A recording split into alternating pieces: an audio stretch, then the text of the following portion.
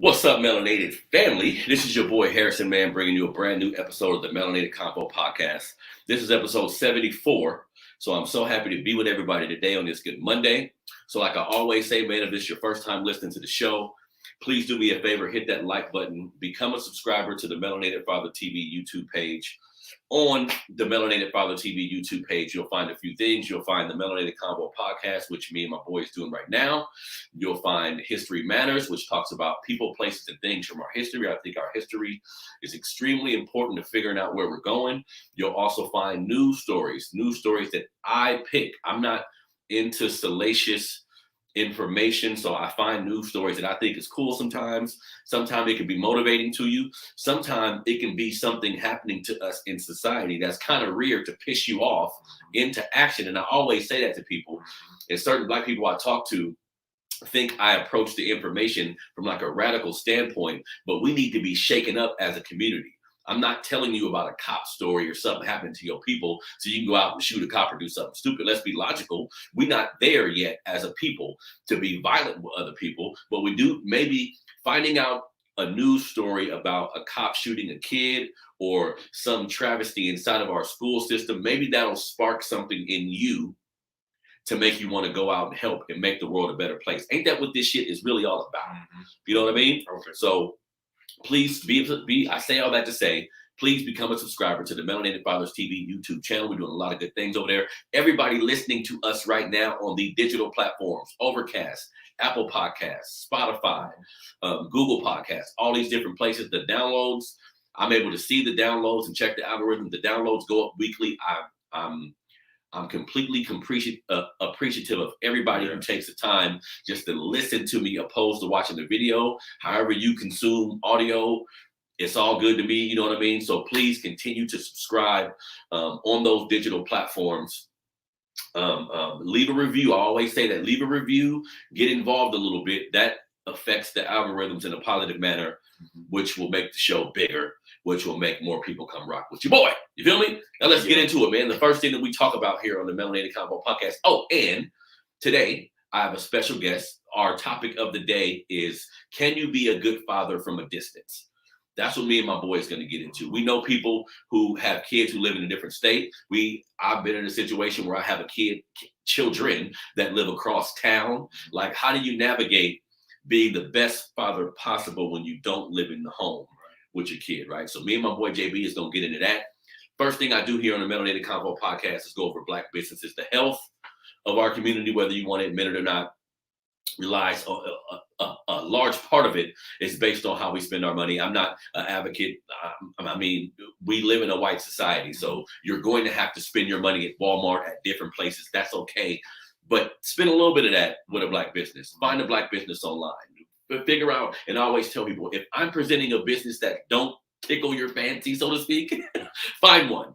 Like, let this motivate you. Say, you know what, I'm gonna go online. I ain't like what he was pushing, but I'm gonna go online and find a Black business to get my car fixed, or to get this shirt for my girl's birth. You know what I mean? So let's spend money with our people. That's the point. So let's get into it real quick, man. Let me share my screen one time for y'all. How's everybody doing, man, on this good Labor Day? Hope you ain't laboring, You at home chilling? Nice holiday. Nice holiday at home chilling. Nice cold one. All right, so the first Black business for the day is itsablackthing.com. What is itsablackthing.com, you ask? It's a online store where you can find a lot of different African American Black melanated products and gifts. So this is books, puzzles, calendars, Christmas cards, Christmas decorations, figurines, statues. There's clothes. There's a lot of HBCU wear. Something I was just talking to JB about. I'm gonna pull this up for y'all. Where is it? The Tuskegee Airmen. Hold on one second. If more people knew about this, it'd be a lot more. Going to come in their way. But this is beautiful stuff. And it's to Tuskegee Airmen, so you can get different clothing, different antiques. Where do I want to find really quickly here? Hold on. Oh, this Negro Baseball League for all my fashion people out there, right? All my dudes who like sports. They got some really great Negro League baseball memorabilia. Like, these hats is dope. Check out these jackets. Me and JB were just looking at these jackets. These things is fly, man. So we have to understand there's nothing wrong with looking nice, right? You can mix your the fact that you want to look real fly on a day-to-day basis, with wearing something that represents who we are. You know what I mean? The Negro League Baseball was an extremely popular business. It was an extremely popular business. Some of the best Black players in the early Major League Baseball came from the Negro Leagues. If the Negro Leagues would have never stopped, they probably would have been bigger than Major League Baseball. Like all of the revenue these games generated, all the different pieces of employment they were able to constitute because of this business. They had to come to us. They had to come to us. And then we thought white ice was colder and we bailed, you know what I mean? But this is great memorabilia just to remember how fucking great we are, you guys. Sometimes we got to do that. You feel me? So it's a lot of different things. Go ahead, Debbie. What I like about this though is people want to be unique and have one-offs. Yeah. You go to a Gucci store. Yeah. Gonna be a lot of people have the same thing. Yeah. Now you come grab one of these. Mm-hmm. Now you're talking about being unique. Now you're talking about being unique, and it's a representation. You're I'm all about with fashion for the most part because I'll wear a designer that I like. All of us will. There's nothing wrong with that. Sure. But how you dress and what you have on your body is a representation of who you are as well. That's why I try to. Most of my hats, most of my T-shirts are made by Black. Not all, but most of them are made by Black people. I just want to show a representation of my people and what I feel, down to my chain, down to everything I'm wearing, everything I put on my body. I try to make it a representation of who I am as a Black man. You know what I mean? And then sometimes you just like some fly shit. There's nothing wrong with that. Real quick, those HBCU products. Let's see. You want to look at that? Since that's such a theme right now going around. It is. Let's check out what they have. Oh, okay. Wow. All the HBCU hats. Isn't that cool? Albany State, huh? Teams you never get to rock. Teams like you that are not the power schools. Mm-hmm. Look at that jacket. Oh, they got the little Letterman jackets. You get the hats. You get the beanies. Albany State. You know what I mean? Mm-hmm. Yeah. All of this just represents our culture. All of this just represents our culture and who we are as people. So do me a favor, family, and go to itsablackthing.com. Itsablackthing.com. If you put in Labor Day sale, hold up, JB. Ding, ding, ding, ding, ding, ding. Labor Day sale. You put in Labor 15 at checkout. You hear me? Put in Labor 15 at checkout. You can go and get yourself 15% off. 15%. Then everything in the store. Mm-hmm. You know what I mean? From books to puzzles to, you know what I mean? Everything you may need. You know we love bargains. You know we love bargains. So Black folks, 15% off. Tell your mama them. Mm-hmm. Call it your auntie and them. It's a 15%. They're going to be on Amazon off. Anyway. So you come to It's a Black Thing. You quick to go to Amazon. Go to itsablackthing.com today. Check out some cool gifts for family and friends. Check that out for us today. Family. Now, next Black business. And I talked about a similar business. Like I talked about a business inside of this place, but I wanted to really quickly say rest in peace to the sister Dana. I can't pronounce her last name for the sake of me, so I don't want to butcher her last name. Rest in peace to the sister Dana. Dana was a member of the African marketplace. Let me share a screen really quickly here. Dana was one of the powering forces of the African marketplace. The African marketplace is a shopping center here in the Sacramento area. I live in Sacramento, where they basically have all Black stores. They do it the first and third Saturday of the month. And it's a wonderful place. Me and JB went a couple days ago. You can find, of course, African styled items. You can find clothes. Mm-hmm. There's a convenience store in there. Butters. You can get shea butters. You can get food. Fly hats. And fly different types of hats. Mm-hmm. There's a convenience store. So I don't want people to hear African and think that shit, it's going to be bamboos in there and it's going to be naked. I mean, come on, man. Yeah, this is just speaking about our culture. So you're going to get food. There's a convenience store just to buy regular things. Inside of the African marketplace during the week, there's like a lawyer's office and different type of legal establishments, you know what I mean? So this is something that's popping that I'm just happy that I found it early and I do my best to support them, you know what I mean? So people in Sacramento, if you haven't been to the African marketplace, you're cheating yourself. I'm gonna give you the address here in a minute, but I wanted to send a shout out to the sister Dana. I'm not going to sit here and lie. This is the sister Dana right here. Rest in peace to this sister. I'm not going to sit here and lie and act like me and her was the best of friends or anything. But I would see her in passing because of all the events I attended at the African marketplace, because of some of the events I was a part of. We just seen each other in passing. So rest in peace to this sister. She was such a great inspiration. And again, I wasn't friends with the sister, but her energy was radiant. Like just being around her, you kind of felt she was important damn near. You know what I mean? And I think I wanted to say rest in peace to the sister because I think I owe her that. Right. But also, and I just wanted to because I'm familiar with her work and what she do. Well, also, go ahead. Oh yeah, I was gonna say I didn't know her either, but as far as what she represented and what she was doing, and her reach. Of how she was doing it. She needs to be cloned. We need more of her. You know what? And I was going to bring up the fact that, this sister is no longer with us, but I think we all need to do our best to think about legacy building. Like there's nothing wrong with having a regular job, family.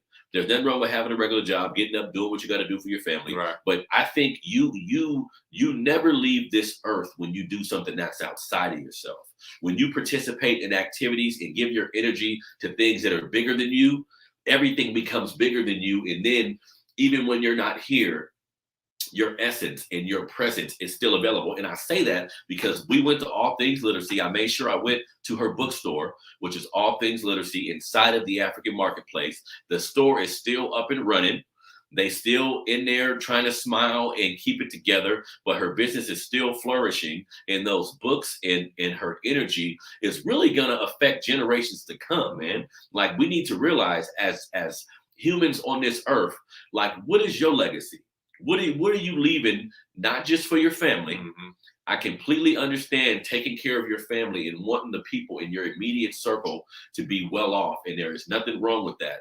But how are you affecting the world? Like when we look at religion and all of these different practices, all of it is really about affecting the world in a positive manner. And the culture.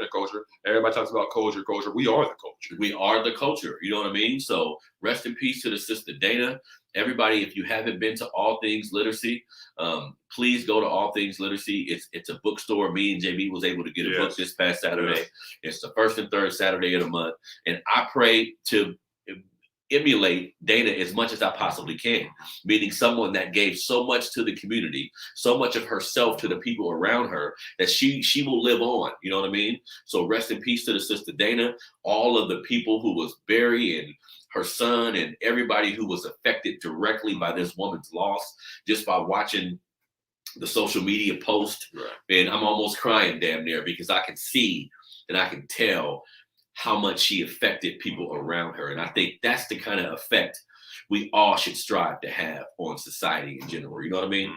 So rest in peace to the sister. But if you can, go to the African marketplace, first and third Saturdays. This is something real big happening in the Sacramento area. In my opinion, over time, it's going to be much bigger than what it is. And you should want to be a part of something big. You feel me? Steady growing. You feel me? Now, so me and JB gonna get to the story real quickly here, which is can you be a good father from a distance? But one news story, which typically I do my news story separately with music and visuals and the whole nine. But since my boy's here, we want to talk about a specific news story and just give our take on how we feel about it. So there was in August 2019, a young man by the name of Elijah Mcclain was killed by the police. Those officers have been indicted on September 1st. That's why I'm kind of bringing the story back up. But in August 2019, police officers in Aurora, Colorado, basically approached a 23-year-old man named Elijah Mcclain as he walked home from a convenience store. Now, the Aurora Police Department later said that a 911 caller had reported a suspicious person in a ski mask. And when officers confronted Mcclain, who was not armed, I repeat, who was not armed and had not committed any crimes, they said he resisted arrest. In the 15 minutes that followed, the officers tackled Mcclain to the ground, put him in a carotid hold. A carotid hold, I found out, is a particular type of chokehold that cops put you in, and it attacks your airways, I think. So it's made to kind of make you pass out, basically. So it's a deadly chokehold. And to as well, the young brother was dancing, moving, having a good time with his mask on. That's a crime. Yeah. Please continue. Yeah, and the mask was, what did they say? Damn, JP. A ski mask. But he had the ski mask on. He's anemic. And he was cold. Thin blood. He was cold. That's why he had the ski mask on. He's in Colorado. You know what I mean? Shit. Right. So he he was just trying to be as warm as possible. Mm-hmm. Now, and basically the 15 minutes that followed, the 15 minutes that followed, the officers tackled Mcclain to the ground, put him in a quarantine hole, like I said, and called first responders, who injected him with ketamine. Now, the ketamine is made to basically subdue you. Basically, it's made to relax you.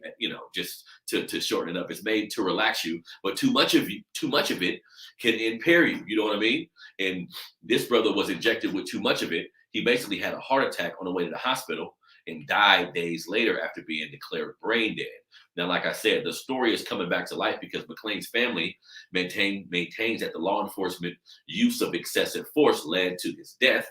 And roughly a year and a half later, a report commissioned by the Aurora City Council suggested that the police had lacked the legal grounds to stop and forcibly detain him, which is obvious to me at this point. Right. And still District Attorney presiding over the case, Dave Young, declined to charge the officers and paramedics involved in Mcclain's death, a decision that stood until Wednesday, September 1st, which is some very good news, y'all. On September 1st, 2 years after Mcclain died, a grand jury returned a 32-count indictment charging officers Nathan Woodard and Randy Rodema, former police officer Jason Rosenblatt, and Aurora Fire and Rescue paramedics Jeremy Cooper and Lieutenant Peter Chickamuk. Sorry for butchering his name, but whatever. He should have did what he did. Right? With 1 count of manslaughter and 1 count of criminal neglect homicide. Yeah. So basically, these cops may go to jail.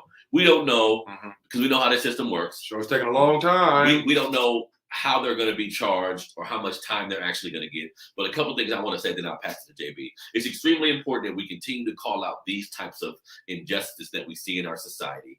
We always have this good cop, bad cop debate. I'm completely understanding that there are some police officers in America, just through the law of averages, there are some police officers in America who do not go out every day, looking to hurt somebody. Right. Or looking to hurt somebody black, right? So I'm completely understanding of that, but it happens too much. It happens too much to us. And I think the more that we bring light to this shit, the more that these cops actually get charged. Maybe some of this will change. I'm a firm believer, and I'm gonna stick to this. You should police the type of neighborhood you grew up in. I think sometimes when you put Caucasian men in environments where you have to be around someone black and you've never really been around someone black in your life, that can cause some contention. And the first time you're around someone black is in this type of moment, that's going to be a disaster damn near. You know what I mean? But it's almost engineered that way to make sure they have no ties at all to the community. Yeah. So they get these guys in Pennsylvania and throw them in the law enforcement in Chicago in the inner city. What do they know about anything? All they see is angry animals to them that they need to be caged and beat and treated like an animal, or even worse than, because we know how certain people treat their pets. They treat their pets better than African Americans. Goodness.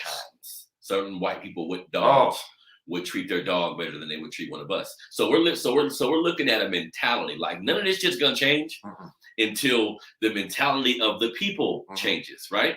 Because when you look at how people look at black people, when you look at how people look at black people just in general, the negative stereotypes that are pushed upon the masses the dominant society, as far as they run the media. Yes, you know what I mean? So all these things are a problem. That's why we continue to see the type of issues that we see. But again, cops need to police their own neighborhood. If there are good cops who see cops doing wrong shit, you're just as bad. And can we please, real quick, talk about the phone call of a suspicious person? Like we start talking about these bad actors who are calling cops on innocent black people because they're black people and they didn't want to look at them. So they said, how can I get this darkie out of my eyesight? Let me call the law enforcement, because they probably feel the same way about them that I do. So these people need to be held accountable for even ringing a phone. Mm-hmm. But that's one small part of it, the beginning. But the cops are to blame here. Mm-hmm. This young man should be walking the earth still. He's a massage therapist. He's a massage Think therapist. about what kind of person does that, and chooses that for a career. He was a very soft-spoken young man. It was really sad when they were arresting him. He was saying things like, "What are you guys doing? I'm just walking home. I don't have a gun. I don't do any of that." Like, he was an extremely soft-spoken person. So we need to determine, like, what is resisting arrest? Maybe sometime you're resisting a wrongful arrest. Like, we're citizens, and a cop, you do have the badge and the gun, but we're people too. Mm-hmm. You can't just fuck with us. Mm-hmm. We're people too. So if I'm wrong, if you're wrongfully putting your hands on me, cop or not, yes, I should be able to be like, whoa, man, what the fuck is going on here? Yes. And if I don't comply, if you don't have a real reason to stop me, right, you should take your hands off of me and have a fucking conversation like a human. Yes. Hey, I got a call, said it was suspicious people. What's up? You walking home? You ain't got nothing on you. Let me just pat you down. Make sure you ain't got no gun or nothing on you. Go home, young man. Bye. See you later. You know what I mean? Now, this is another thing about this case that's so sickening to me. A chokehold for 15 minutes. In UFC, you people tap out in 30 seconds. In 30, ain't that these are UFC athletes. Ain't that some shit? Okay, so and then you apply this to this boy. Then my other huge problem is that you shoot this boy up with something like you guys are medical professionals. Who made that distinction in Colorado that ketamine and a person who has an elevated heart rate already being abused, and that counteraction of those two things in your body, why would you think that was an option to even take?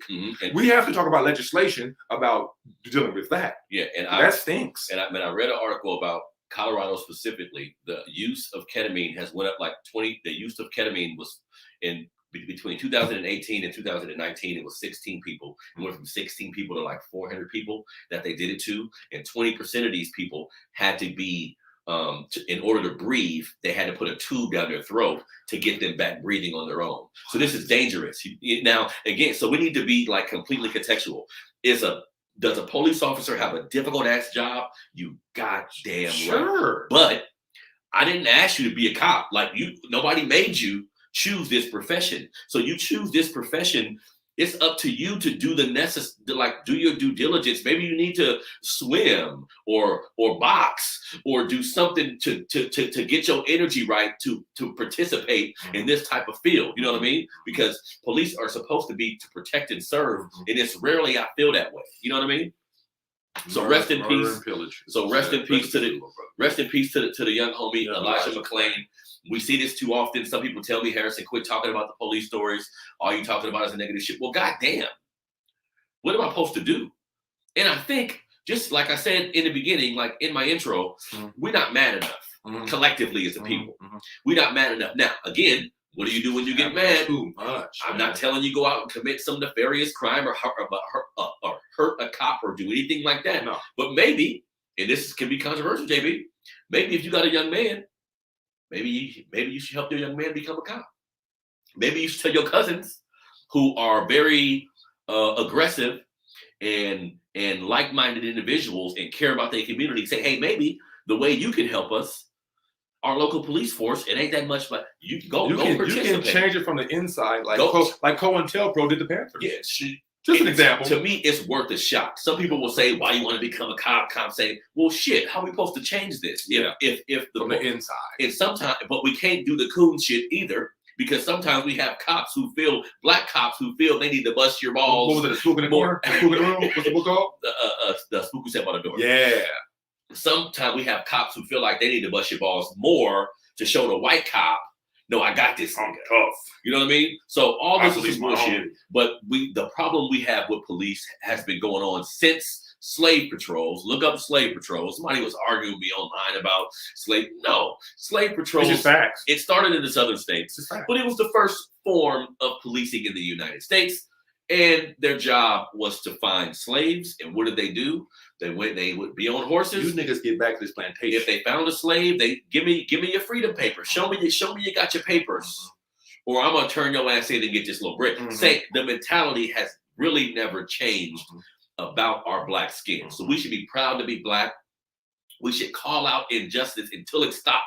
Now, granted, I'm hopeful that some of this shit will change one day, but it may not happen in our lifetime, family. So if you have family members who are involved in politics, who are legislators, or who people who move and shake and have a say-so, excuse me, we need to try our best to influence all of these people to help us out. Because at the end of the day, black folks aren't as unified as we think we are to a degree. No. You know what I mean? It needs to be a lot of more unified and a lot of more, like, for instance, when I see something happen to Elijah Mcclain or any black, I don't care if you're in North Carolina or fucking Canada, that's my brother. I'm immediately, personally taking it serious. Like, wait a minute, you can't, because look, I got 5 sons, right? I'm not gonna wait till a cop fuck one of my sons up to then jump into the movement. No. I know that shit can happen right now to one of my kids for no reason. Yes, to us. It can happen to me. Get pulled over, it could be over. Look, man, I'm 41 years old with no record, with license, with everything is straight. Cops get behind me, I get nervous. Why is that okay? Nervous. You know what I mean? And I've had horrible relationships with, or I've had horrible interactions with police officers. Horrible. I've gotten let go by the whitest of the whitest. Yeah. I'm not going to front and act like I've just had this horrible. However, this was me driving to work. This is me looking professional, car kind of nice, all this kind of shit. In my neighborhood I grew up in, we were all treated like animals. Every cop that came to my neighborhood treated us 11-year-olds up until the 19-year. We all got treated like garbage and criminals and thieves. You see what I'm saying? So we need to realize the police that police our communities, sometimes they don't mean us no good. They're bad actors. They're bad actors. And you give this racist, bigoted man a gun, it's almost like, what do you think is going to happen if he has a gun? You see what I'm saying? That's why certain countries don't fuck with the gun shit. They don't have it. Like sticks. Don't get this nigga a stick and let him come over here with that bullshit. Dutch and Sweden. These places have way less crime than we have. Let's see how he gonna treat me if all he got is a stick in conversation. How? Because even young street niggas fall for this, where a gun makes you feel powerful. Yeah. Regardless of the person, you give somebody a gun and then let them shoot it. Let them shoot it at somebody and see the response they get from shoot. That shit is like a drug. Now you He-Man. It don't matter your size. You waiting for somebody to step on your what? You waiting because of the power of the gun, which is like in America, it's the ultimate equalizer. Live by it, die by it, and destroy generations. It's simultaneous. You see? So we understand how to protect your family and shit. Guns are necessary. You want to go to war, gun necessary. But in general, regular motherfuckers just shouldn't be riding around strapped unless your mental state is to a particular place. Because if not, you get into a road rage incident, you may grab that thing. You see what I'm saying? And then if you're one of these people that just digest hateful information or bad music, let's say, and this is all you do, it's all you think about, and you think that it's cool because you somebody's hyping you up in your head to say, man, I can do that. I can be tough. And the next thing you know, you are out here in these streets wilding, shooting people just like you, but you scared of the real oppressors. You know what I'm saying? But you ain't gonna say nothing to them. Yeah. But your community, people that you look in the mirror, and a lot of times what I want us as a community to really think about is how you feel about the mirror. When you look at the mirror and you look at yourself and you look in the world, you see other people look like you. What do you think? Do you drink the Kool-Aid that you're being sold by these others to how you're supposed to think about yourself? Or do you go within to where that inner power? Because I love the fact that people need to realize, when we talk about the African marketplace, wherever it may be, the cradle of life started in Africa. So if everybody, that's not something making anything up. Go read a book. You know what I mean? So it's just like, that's what it is. People from that area, that diaspora, are usually conflicted like we are. So that lets us to believe that this whole idea of some people wanting to tell kids that their history started with slavery is very, very sickening. It's very sickening. That's why I'm such a big proponent of history, because history is like how a religious person reads a Bible and it invigorates their soul and their spirit. Right. That's how reading a book on history does to me. Just hearing about great Black people and Mansa Musa and you know what I mean, and even Muhammad Ali. All of them. You know what I'm saying? We go way back. You know what I mean? You go way back. Like you said. All of them. There's so many guys. Booker T. All of my them. God. You know what I mean? All of these people can be used as inspiration. And some of these brothers had it harder than us as far as the overt type of racism they had to face on a day-to-day basis. And they endured and wrote books. And Muhammad Ali stood up and said, basically, fuck y'all, I'm not going to war. I don't know if we have an athlete today that would do that. Come on now. I don't know if we have an athlete today that would stand up and say, no, I'm a fuck my career up, basically. Lose millions of dollars. I don't give a shit. To stand up for what I believe I'm not fighting y'all war. You know what I mean? So all of us need to look at these people as inspirations. We kind of went on a tangent, but rest in peace to the brother Elijah Mcclain. I'm going to continue to talk about the injustices that happen to my people because I love y'all. And that's like 100. Everything I'm doing, the basis of it is I love who I am and I love my culture. I love everything about it. Even sometime when the nigga shit get crazy, that's a part of it. I got to accept that. A lot of nigga moments happen. Yeah. We have our moments. We have a lot of niggas, but that's my family. No, that's the niggas. But see, that's what motherfuckers say. Because what happens is, because I have a business where I'll walk up in a family's house looking not like this, right? Chain off, ain't got my hat on, professional collar, and I can tell they kind of feel it. Oh, this is one of the good ones. That's that bullshit. To me, we all the same. I don't look at niggas in the hood who sell dope and have choosing to ruin the community. I don't ostracize them and say they not a part of me. Yeah, they're a part of me. They need to stop that shit. Right. And that shit's harming us like by the minute. Mm-hmm. But they're my brothers too. Mm-hmm. See, I don't separate us by class. I don't do the classism shit. We all black. Cause I don't care how nice my car is. I don't care how much money I've amassed in this country. I'm a hashtag away from getting fucked up by a cop, just like that nigga that hang out on the street. Yes. So I'm not gonna condemn him like on a brother level. On a personal level, I'm gonna say, what the fuck you doing? And on another thing too, about some of our D boys in our community, these boys is entrepreneurs. Yep, the good ones, the ones that are good at it. And if they had the chance to flip this into real business, they can really, really help the community in a good way. So that's the kind of information we need to be giving them and talking to them about. Now, we have some young dudes in the hood that's lost and not really good at the drug dealing or the street activity. They just doing it because they don't want to work and they don't want to, and that's a different ball game. But at the end of the day, these are still my brothers. We all want people. I do have to touch on one part of our community that is insidious to a point of I don't want to, like you said, they make you want to push them out. They make you want to show them. I'm talking about these people who just feel like just shooting random places and kids is getting hit and these real kind of uncivilized mutts. You know. Here, look, this is what I think. Some of those. At this point, again, I understand the conditions that'll put someone in a position where they have to participate in street activity. Yeah. And that's where I'll leave it. Because if you're not searching for George Zimmerman, if you're not willing to fuck a cop up who do something to us, but you're willing to shoot somebody that look like you actually a fucking coward. Like, I don't respect that shit. Again, you could be in the street doing what you gotta do. That part right there. I have no respect. Ain't nothing cool about that at all. I don't respect that at all. That shit don't make me, because really you shooting a nigga. Walk up to a nigga and snap his neck. You gangster. Fuck this shooting. You gonna fool gorilla or something like that? Fool gorilla? Snap your pop? Walk up to the nigga you looking for and snap his neck like a real That's dangerous.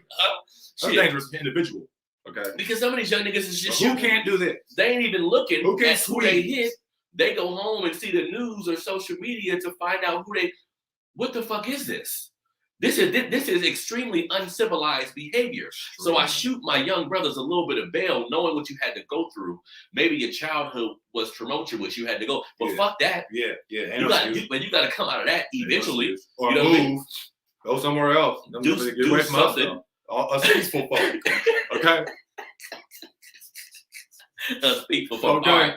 Because CJ, we got like 15 minutes left. All right, bet. All right, so check it out. Now, we're going to get into the topic just a little bit. We've been running our mouth. See, I have 34 minutes already. Gotcha. We're going to chop it up a little bit about how do you become or how can you be a good father from a distance? And we bring up this topic because I know a lot of men who have been put in situations. This is not something they wanted to do per se, but they're put in a situation where their kid lives in a different state, right? Their kid lives in a different state. In my situation, your kid lives 40 minutes away, right? Mm-hmm.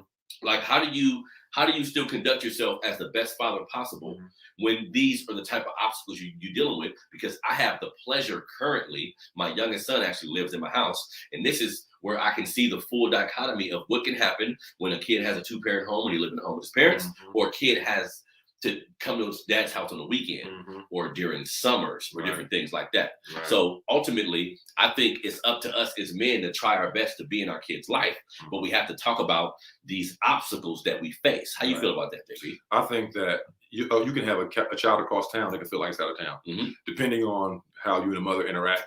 I think it's very, very important for fathers, no matter where your children are at. I have 3. You try to reach out and just try to be there for them. And looking in the eyes, there's nothing like that, of course.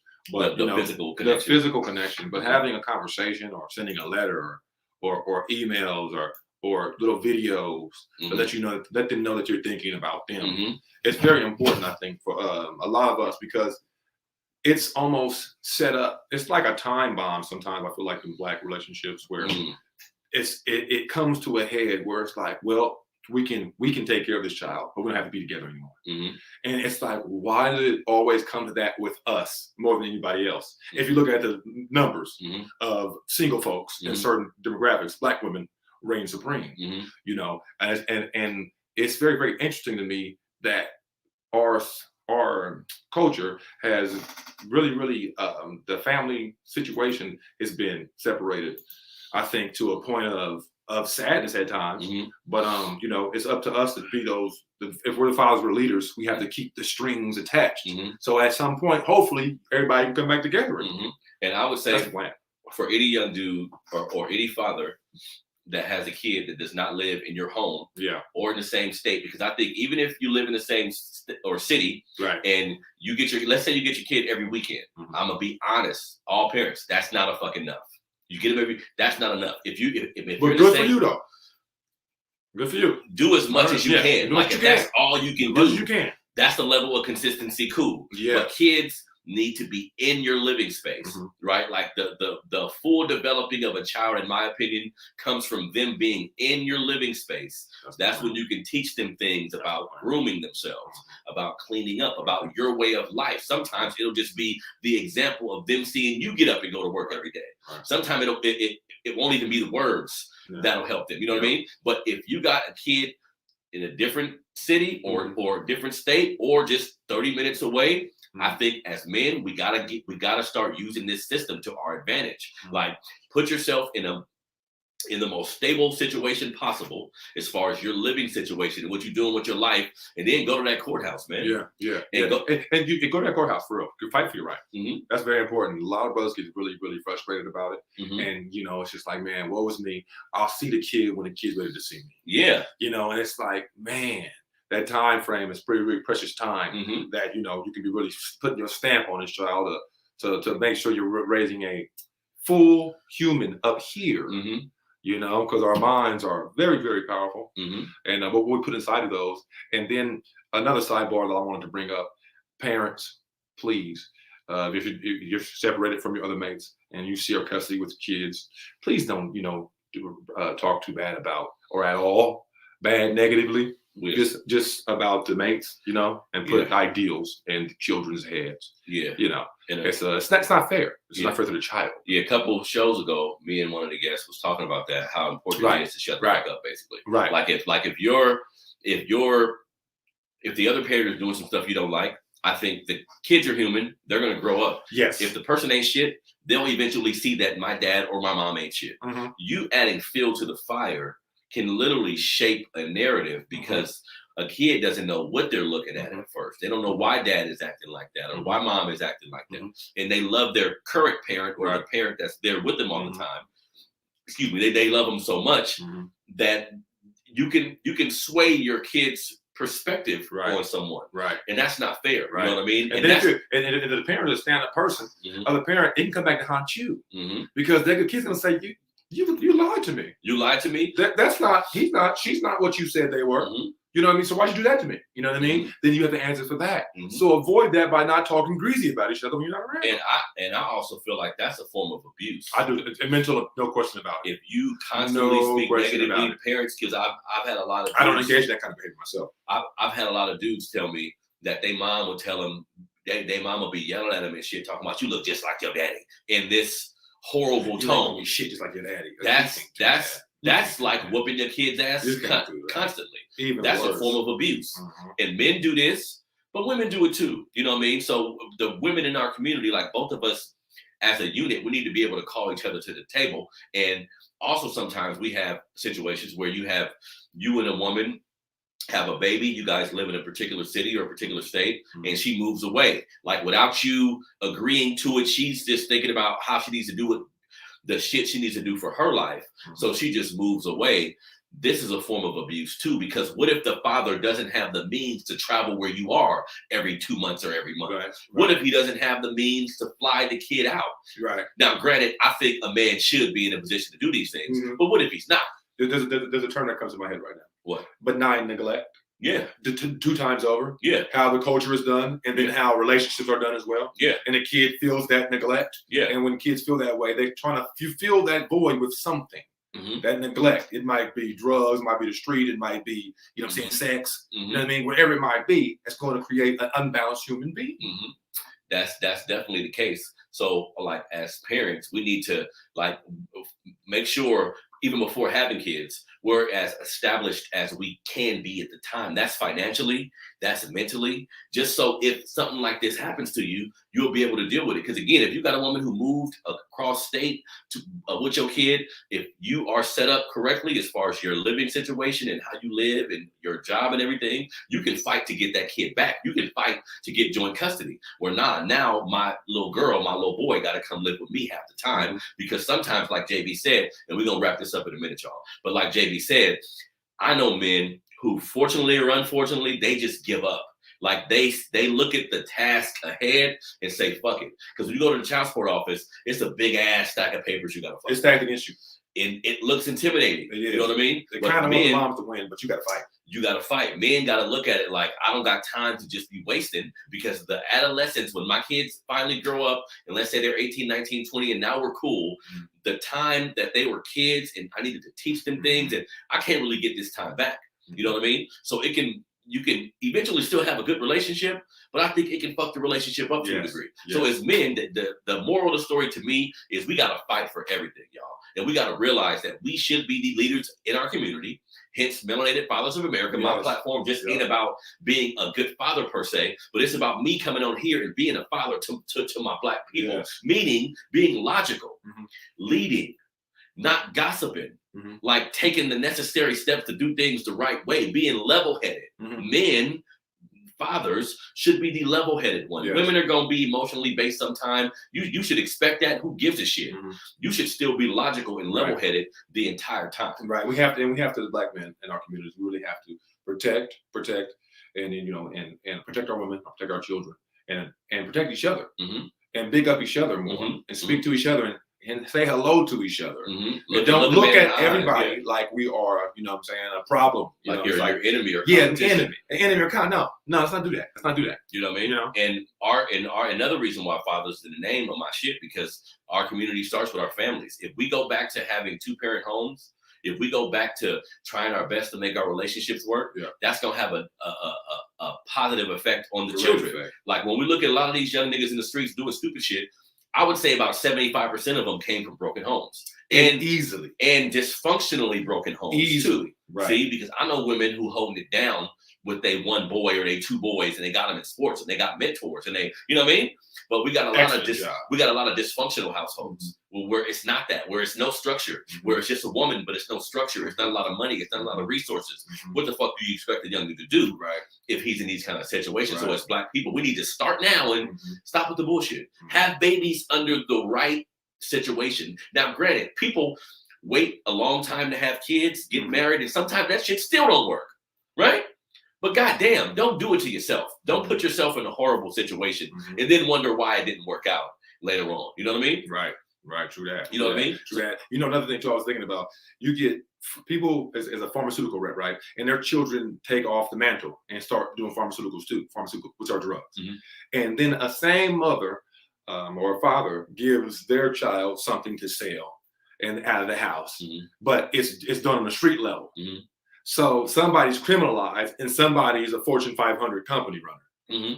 You see? Well, I think that comes to like when we look at being black and people say, quit talking about slavery, quit talking about all the shit you've been through. I don't talk about these things so you can use it as an excuse. I talk about it to give you a roadmap. This is how they fuck us up. These are the tools they use to institute systematic racism on us, because you can't really escape systematic racism. It's in the school system, it's in the medical system, it's in the government. It's interwoven into the flag. It's interwoven. Right? All right. Can't get rid of it. But can't get rid of it. You can try your best to walk around it. Even when walking around it, sometimes you're gonna still step in some shit.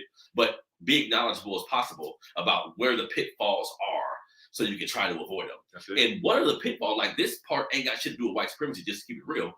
Raising your kids ain't got shit to do with somebody else. That part, that's not a racism thing. You bust a nut, you had the baby, you gotta stay there. Now your mentality as a black man and woman, some of that may come from how we've been treated and the dysfunctions you've had and how we get put to the bottom range of society at times. But at some point, we're going to have to be like, fuck that. Accountability. I'm not going to be a statistic. No. I'm going to do my best to be there. And I had to realize as a black man with kids, I didn't know how to be a father. I didn't know how to be a man. Like, I didn't see examples of this.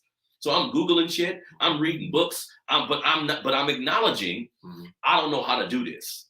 I didn't see it, so I don't know how to do it. You know what I mean? I never appreciated it. Appreciated like never before.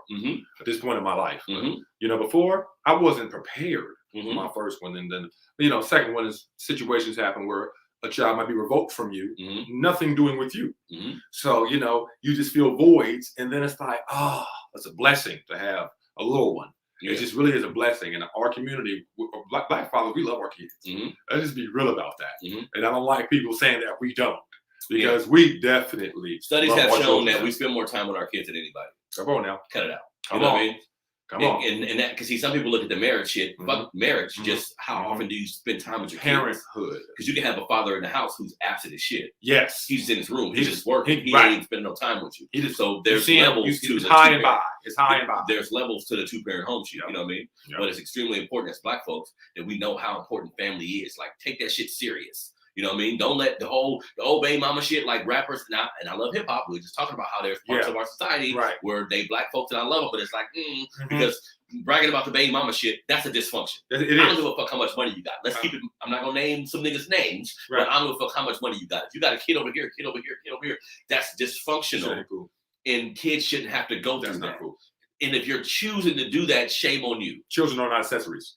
If you're choosing to just go lay your seed everywhere like you're a goddamn bed bug or like you're a goddamn buck. Right. Fine, but that's unhealthy behavior. Kids should be in the same house. But things happen. You can be in a relationship that don't work.